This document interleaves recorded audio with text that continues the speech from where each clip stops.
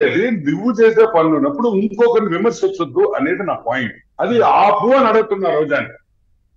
It is not correct. నువ్వు ఆ రోజు అఖిల ప్రియాని ఎందుకు మాట్లాడినావు? నేను మొన్న చూసా వీడియో సోషల్ మీడియాలో. అవును. ఈ రోజు నువ్వేం చేసావు? నువ్వు క్షమాపణ చెప్తావు అఖిల ప్రియాకి?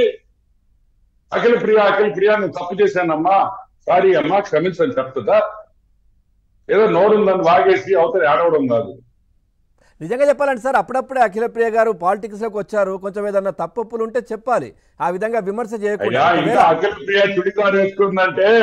అఖిల ప్రియ చుడిదార్ వేసుకుందంటే చిన్న వయసు అమ్మాయి పాపం, అందులో తప్పేం అప్పటికి ఐ థింక్ అప్పుడే పెళ్ళయింది అనుకుంటా, ఇఫ్ ఐఎమ్ నాట్ మిస్టేకెన్. ఈమెకి కొడుకు పెళ్లి వయసు ఉండే కూతురు కూడా ఉన్నారు. ఆమె వేసుకుంటుందా, ఈమె వేసుకోవాలా churidar? Churidar is not the subject. ఏ వేసుకోవాలా అనేది ఒక మహిళ ఏ డ్రెస్ వేసుకోవాలా ఆనిష్టం, మనం ఎవరు డిస్కస్ చేసేదానికి. కానీ ఒక మహిళకు ఇంకో మహిళను మాట్లాడే హక్కు నీకు లేదనేది పాయింట్. సార్ ఇదేం చెప్తారు, రాష్ట్రంలో ఎక్కడికక్కడ ఉద్యమాలు జరుగుతూ ఉన్నాయి. సో మొత్తం అంగన్వాడీ కావచ్చు, లేదంటే ఆశా వర్కర్లు, లేదంటే ఉద్యోగులు, వాళ్ళ మధ్య చీలికలు, కొట్లాటలు ఇవన్నీ చూస్తూ ఉన్నారు రాష్ట్రంలో. అసలు ఏంటి సార్ కామెంట్స్ మీవి? అంటే దాని ముందు నిన్న జగన్ మాట్లాడిన దాంట్లో ఈ కుటుంబ కలహాల గురించి మాట్లాడాడు. అంటే జగన్మోహన్ రెడ్డికి షర్మిలకి పుల్లలు పెట్టి స్కెచ్లు వేసేసి వాళ్ళిద్దరికి కబుర్లు పెట్టాడని జగన్మోహన్ రెడ్డి చెప్తాడు. ఏమన్నా సిగ్గుందా ఫ్యామిలీ వాళ్ళకి? సిగ్గుందా అసలు ఆ కుటుంబానికి అని అడుగుతుంది.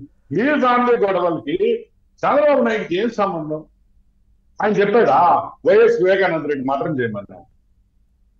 వైఎస్ వివేకానంద రెడ్డి మర్డర్ చేయమని ఆయన చెప్పాడా?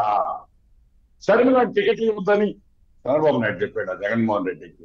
ఏమాడుతున్నాడు అంటే ఏమైనా కామన్ సెన్స్ తో ఒక ముఖ్యమంత్రి స్థాయిలో ఉన్న వ్యక్తి ఈరోజు అసలు అర్థం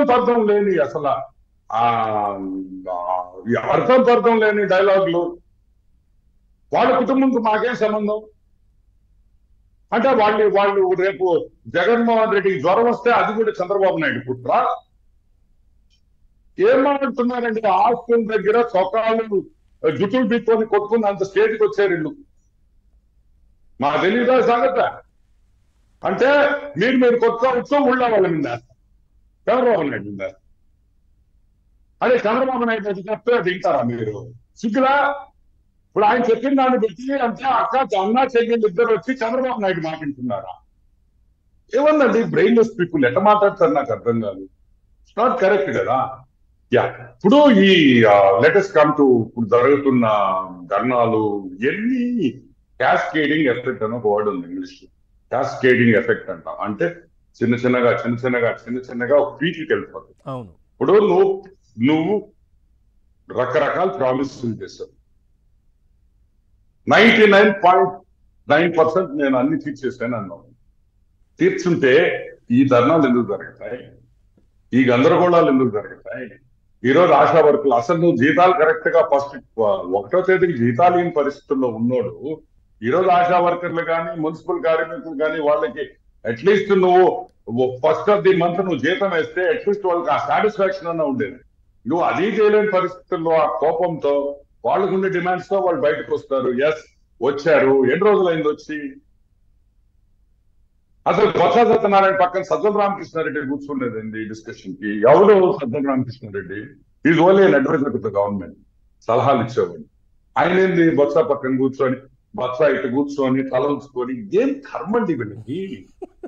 ఏమి అంత దిగ్గజారే స్థితిలో బొత్స సత్యనారాయణ ఉండాలంటే నాకు చాలా బాధగా ఉంది.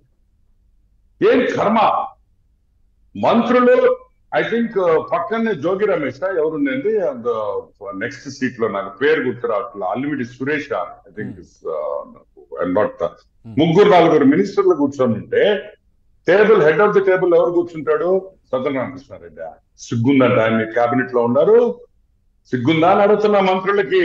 ఎందుకయ్యా మీకు ఈ బ్రతుకు? గౌరవంగా ఇంట్లో కూర్చుంటాయా? ఏ రాజకీయాలు లేకపోతే తక్కువ రాజకీయాలు ఏమి?